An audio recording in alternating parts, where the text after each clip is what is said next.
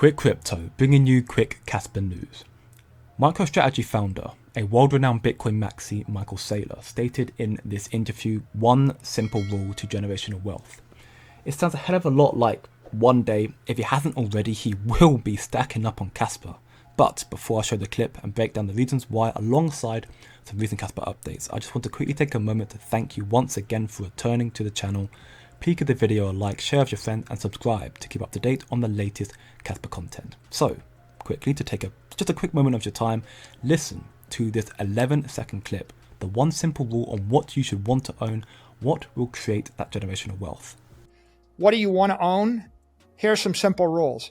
You want to own something that in a decade, a person richer than you and smarter than you will want to buy from you.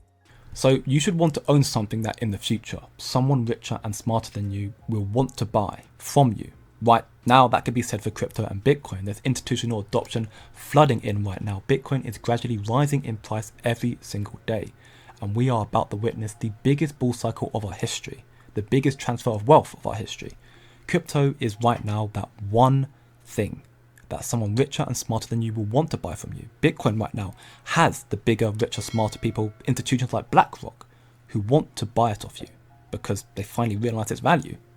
This can also directly be correlated to Kaspa.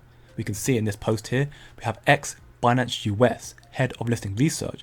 He stated, also note that he's not affiliated with Kaspa in any way. His conclusion regarding Kaspa's founder's block dark theory is, quote, "Thus, we can say the blockchain trilemma is solved." So Kaspa has already solved Bitcoin shortcomings, and this is gradually being recognized throughout the industry. We have here co-founder of Kaspa, and that's Kaspa with a C, can be seen here in this interview talking about the history of CSPR and why it's called Kaspa.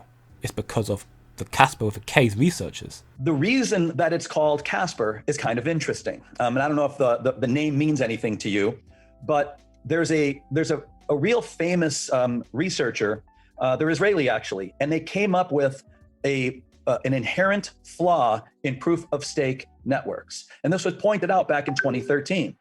And this flaw is called ghost, the greediest, heaviest observed subtree, or ghost for short.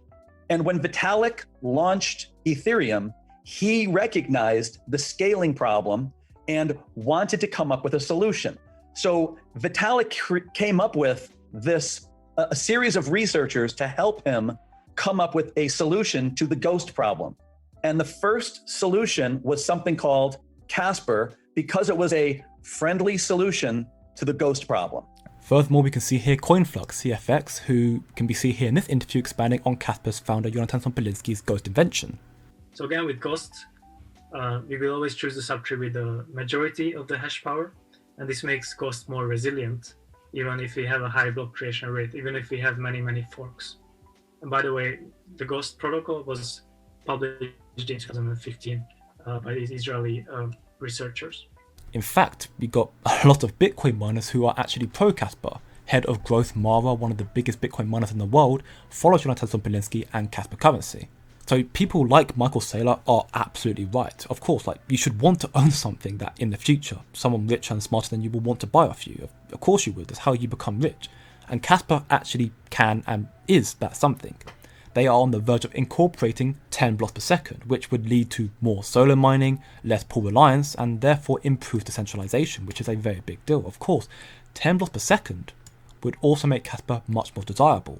Why? Well, one of Kaspa's core developers, called Shai, actually explains this here, that the reason block per second and transaction per second is crucial for decentralization, and the fact that actually higher transactions per second actually increases affordability. So this therefore means that more people can afford and be able to afford Kaspa, which would lead to an increase in the value of wealth because more people will buy Kaspa, the price will go up. And with Kaspa's ambassadors continuing to spread the good news around the world, Kaspa's adoption will continue to spread, and when this happens, the richer, smarter people will hear about Kaspa, they'll want to buy it off you.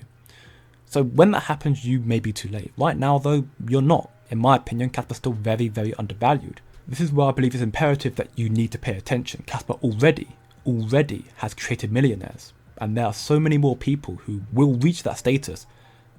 Even now, you're not too late. Kaspa is that something that the richer and smarter people will come for. So do your own research. As Kaspa was invented to become Bitcoin 2.0, to be the new store of value,